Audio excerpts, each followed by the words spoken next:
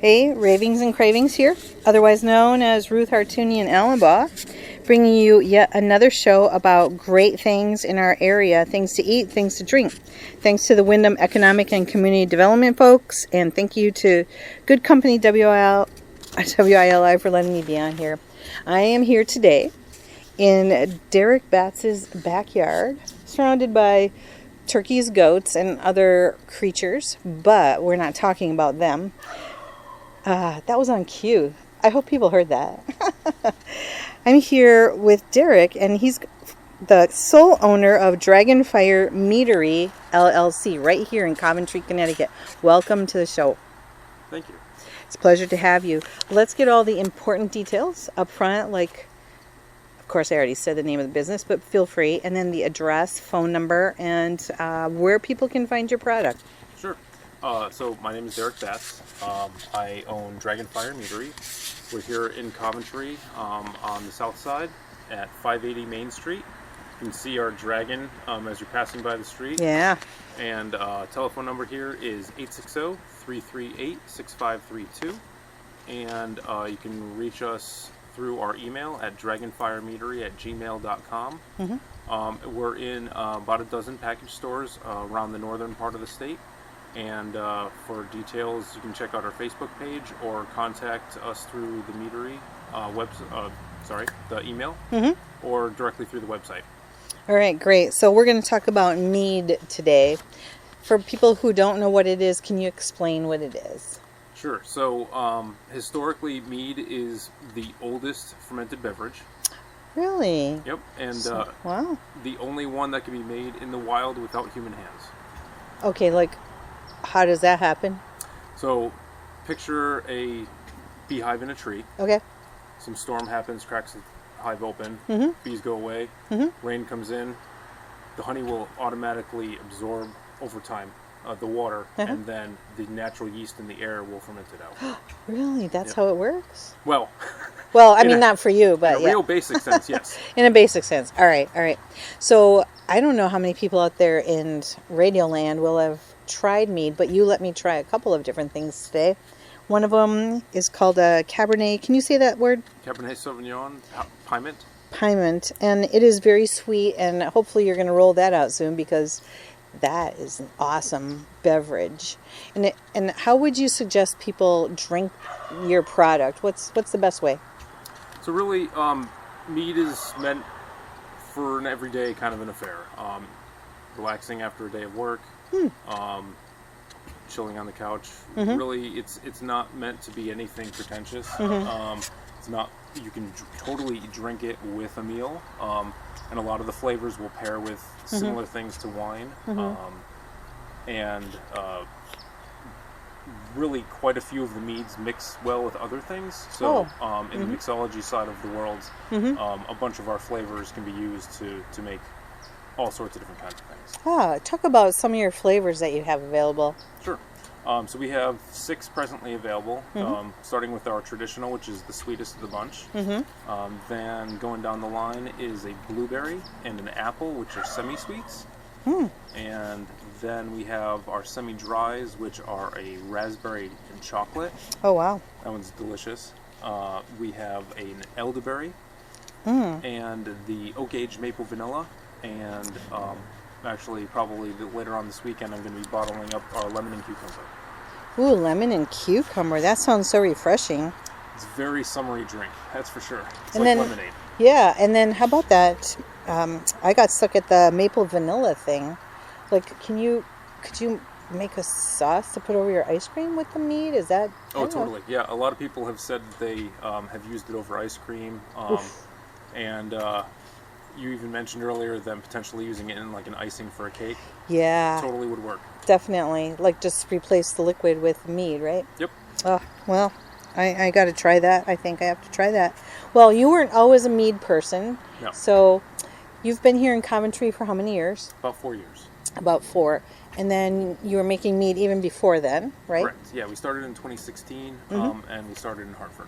So what was the spark that got things started? Like, did you just wake up one morning and say, I think I would like to make mead? I mean, like, what happened? So I was making it for a bunch of years, and then a group of friends of ours were just getting together, hanging out, camping, and really there was quite a few of them who were pushing me towards making it professionally. And I kind of said, okay, well, let me look into it and see how it goes from here. And then 6 years later, here we are. Are you still friends with these people? Oh, yeah. Okay, so that didn't spoil anything, did it? No, we hang out all the time. So I'm sure there's always mead when you're hanging out. Pretty much all the time, yeah. And they probably have their favorites, right? Yes, they do. So you have a half a dozen flavors. Are there seasonal flavors that come in and go, or how does that work? Not really seasonal. So where like a lot of the beer guys will be able to rotate stuff a lot quicker. Their ferments usually maybe a month. Mine go minimum 3 months. Okay. So getting seasonal stuff is a lot more difficult. So I kind of keep a line going, and I've got a couple that I do as not really one-offs, but in smaller batches. Okay. Can people special order this, or do you just want to go to the store and get it? Well, they can totally go to the store. During the Ren Fair weekends, we're actually selling at the fair. Oh, okay. So, which is a good place. You could have a blast of a day. Come get some mead and bring it home and drink. Do you know when any of those fairs are happening or where? They are going on currently. Oh, okay. So we're going to be at the Robin Hood Spring Fair in Harwington, Connecticut for the next 6 weeks. Oh my, wow. And then overlapping with that at the end is going to be Midsummer Fantasy Fair down in Ansonia. And we'll be at the Fall Fair in Lebanon, Connecticut also. All right. That one's in September. Awesome, awesome. Well, how does one go from making mead and then to getting it onto the shelf? Like, what does it take what's the in-between stuff in there? There's a lot of in-between stuff. In-between. We only have a little time, That's so, fair. Okay. So, first of all, for anybody who's interested in the back end of things, I needed to get licensed federally. Okay. And then once that's all set, in licensed through the state. That whole process took about 1.5 years. Oh my goodness. Yeah, so it was a pretty major commitment right off the bat. Are there a lot of fees involved with that? Less now that the state has accepted more of what meat is. But when I was first starting out, they categorized us under liquor, which is considerably more expensive. Oh, interesting. But would you consider liquor mead then? No. Or mead liquor? No, they just didn't have a definition for us in the state. Oh, I see. Okay, so you were kind of like an anomaly. Yeah, pretty much. And we helped with some of the legislation in the state to get the definition changed and the whole category switched around. All right. So let's do the commercial at this point, like the name of the business, where you're located, where people can find your product. So we're Dragonfire Meadery, LLC.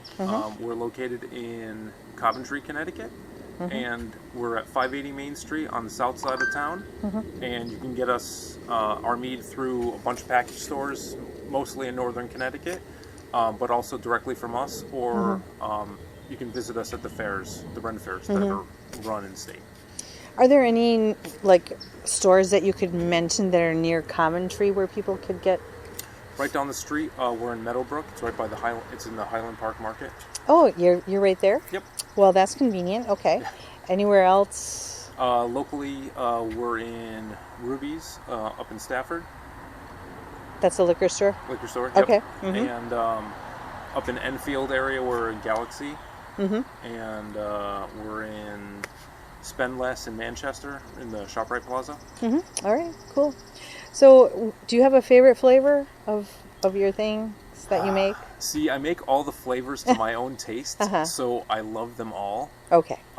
But the batch of blueberry that just came out is probably the best one so far.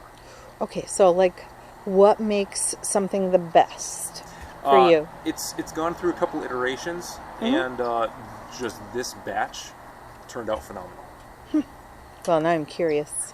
I may have to go to the store and check this out here. Yeah, that one is very nice. It's a semi-sweet, and it drinks, I would say, a similar profile to like a red wine, but with a blueberry flavor. Well, and what's the alcohol content in general for mead? All of the flavors that I have range from 12 to 14%. Okay. But as mead as a category, can go down as low as 5 or 6%, and then up as high as 20 something. Wow, that's quite a range, though. Yeah, that's one of the beautiful things about mead. So, do you have control over that as the creator? For the most part, yes. But some people control that a little bit more. I like to let the yeast do their thing and pair the yeast with what I'm doing, so the way I can kind of dial in a range. Okay, so you talked about honey earlier, right? Talked about honey. What kind of honey do you prefer to use? Because there's so many kinds of honeys out there. There are tons of different kinds of honey out there. Mostly with my stuff, I use a wildflower because I like the way that it tastes. It's got a nice floral character, and it just tastes good. My stepdaughter, when she got married, had mead at her wedding, and the dagger and the wench outfits and all that kind of stuff. You said there was a history, so I'd like you to explain that, because I think this is very fascinating, and I guess kind of a history freak. So Sure. Tell us about it. So the typical term of honeymoon was created with mead in mind. Interesting. Because the honey represents, obviously, the mead. And the traditional gift for the bride and the groom was a month's supply of mead. Because Really? back in the day, they wanted to have children. Oh. And mead is an aphrodisiac. Okay. And that would get them through the first cycle of a woman's period, which would not really ensure, but it would be much more likely for her to get pregnant in that time frame. Okay, you guys, you heard that here first on Good Company WILI, 1400 AM and 95.3 FM. I did not know that before. So yeah, that's one of the weird little history bits about mead. That is very interesting. So when you say it's got a very old history, is there a time in history that you can pinpoint where roughly it was a thing? Oh, mostly further back. It was definitely a thing with the Viking cultures. Viking, okay. And when you go into kind of the Iron Age, where they didn't really have as much stuff with a sugar source to ferment. So honey was a gift of the gods. It was a gift of nature because they weren't keeping hives at the time. They were all found. Right. Your bottles are beautiful, Thank and you. the artwork is beautiful. Who does this for you, or do you do it? We've got about 6 or so artists that we work with, and Oh, we wow. commission each of the dragons based off of the flavors. Those are beautiful, and there's quite a long description on this bottle. So is there a story behind that too? So some of the bottles, the ones that I can actually fit the story on, go through some of the mythology of the dragons that they're based off of. Okay, so you have this bottle, and what does it say on it? You want me to read the story? Yeah, go ahead and read it. So Fafnir is our traditional mead, and so Fafnir was the son of the dwarf king, I'm gonna butcher this name, Primir, and brother to Rain. Fafnir was known to be a dwarf with a powerful arm and a fearless soul, and so was set to the task of guarding his father's house of glittering gold and flashing gems. Fafnir killed his father to get all the treasure for himself. Soon after, he became very ill-natured and greedy, so he went into the wilderness to keep his fortune and eventually turned into the dragon while watching over his hoard. Now, his brother also wanted the gold for himself and set his foster son, Sigurd, to the task of killing the dragon. So, Rain told Sigurd to dig a pit and lie in wait until the trail, under the trail where Fafnir used to go down to the stream to get his daily drink. Odin appeared and advised Sigurd to dig more trenches for the blood, because at that point the blood was poisonous, to kind of divert it so he wouldn't die. Mm-hmm. And so Sigurd lied in wait, and as soon as Fafnir walked over the pit that he was in, he stabbed up into him, and then that was the end of Fafnir. And guys, you know, you don't get just a bottle of mead here. You get you get the creativity. You get would you consider it folklore? Would you consider it? Yeah, it's mythology. It is that mythology. One's a Norse myth. Mm-hmm. And so on each bottle, it's like a different story. Or most of them have the stories on there, yeah. They do. And the ones that I couldn't fit, you can find them on the website.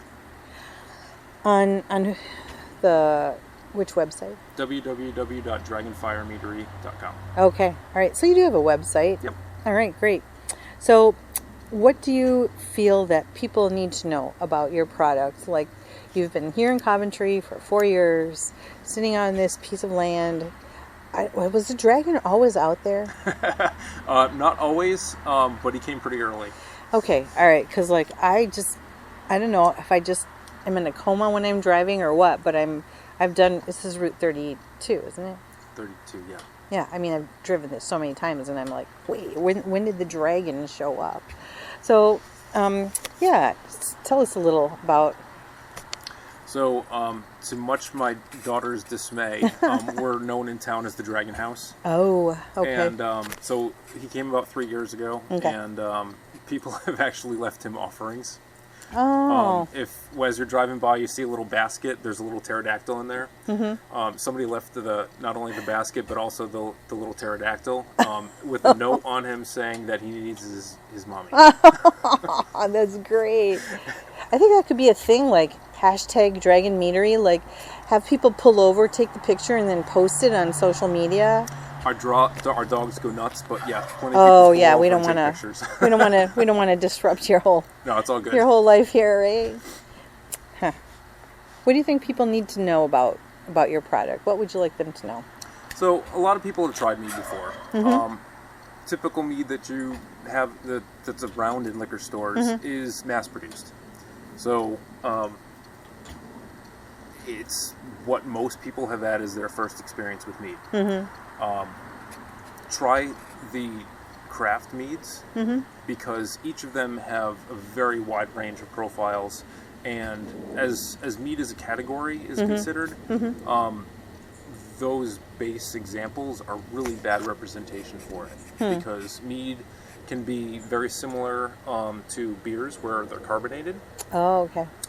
Going all the way up to stuff that's almost to the point of the distilled stuff. Mm-hmm, mm-hmm. Not quite that high, but you can get 22, sometimes 24% stuff that's coming out of Europe, and pretty high alcohol content. Yeah. But really in the States, you've got a wide range of flavors, and they're made to be enjoyed. There's really nothing snooty or uptight about mead, that's for sure. It's just for common people who want to just enjoy sipping on something good to drink. Yep, that tastes good. Mm-hmm. So I think I appreciate that point where you're talking about things being mass produced and then trying small batch. Yeah. It's a game changer, I think. It really is. Like, in the variety that you're going to get through a small meadery, there's a bunch even in the surrounding states or even in our state. There's about 4 to 5 meaderies in state. In Connecticut? In Connecticut. Oh, really? Like, where are they? I didn't even spread know. out. There's one in Middletown, and actually there's 2 down that side of the state. There's another one that's opening up, I believe, but they're still in the working through the licensing phase. Wow, so it's kind of a rare bird. Yeah, we're it's definitely emerging, but it's very popular among the people that know it exists. Well, and that's why you're sitting here talking to me, because now people in WILI Radio Land will have heard about your product, Exactly. which I'm very excited about. And so what is your dream for your business and for what you want to give to the public? Do you have a dream, a desire? Really? I'm trying to work the business towards a net zero, like environmentally based business. Okay. Obviously, there's plenty of steps to go towards that. Yeah, for sure. But what I want to make as far as mead goes is something that people will enjoy drinking. And yeah, there's not a whole lot more than that. I'm a background character in the D&D people sense. I allow other people to have fun. Well, there we go. That just says it all right there. So what are we talking as far as what we're paying for a bottle of mead these days? Are there price ranges? Are they all the same? Sure. So the only one that comes in a small bottle is the maple vanilla, and that one is $3.75, and it goes for $15.99. And all the other ones are 750 milliliters, and they go for $29.99. Okay. All right. Well, you guys in Radioland, I think this is something that you should hear. You should be happy to hear about. I'm here talking with Derek Batts, who's the sole owner of Dragonfire Meadery, LLC, right here in our own backyard. So now every time people drive on this road, they're going to be looking for that dragon, much to the chagrin of your daughter, but you know, she'll survive, She can right? deal. So I would encourage people to give it a try. I enjoyed what I tasted today. Thank you for being with me here, Sure, Derek. no I really appreciate your time. People in Radioland, this is Ruth Hartunian Alaba signing off. WILI, good company. I will talk to you again next Monday at 5:05 p.m. Hope to see you there.